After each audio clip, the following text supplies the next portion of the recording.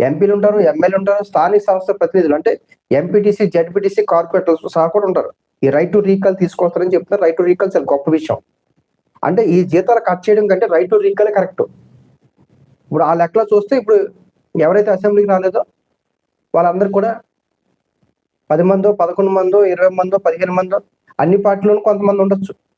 కొన్ని పార్టీలు కూడా అధికారులు ఉండి కూడా కొంతమంది రారు.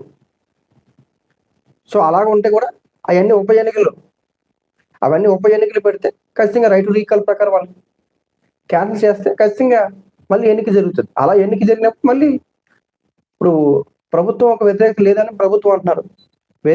వాళ్ళ రైట్ టు రీకాల్లో కనుక ఈ చట్టంలో తీసుకొచ్చి కనుక దాన్ని బ్యాకప్ చేయగలిగితే మళ్ళీ ఎన్నికలు వస్తాయి. రైట్ టు రీకాల్ ద్వారా ఎన్నికలు వస్తాయి. ఎప్పుడైతే రైట్ టు రీకాల్ ఎన్నికలు వస్తాయో ఖచ్చితంగా ఇప్పుడు ప్రభుత్వం మీద వ్యతిరేకత లేదని వీళ్ళు అంటారు కాబట్టి ఖచ్చితంగా వాళ్ళు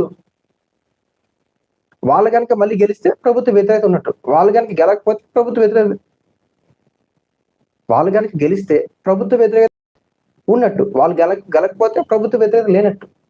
కాబట్టి వెంటనే ఈ యొక్క జీతాలు కట్ చేయడం తప్పేం లేదు. అంటే లేబర్ యాక్ట్, ఎంప్లాయీస్ యాక్ట్ ఏ రకంగా ఉందో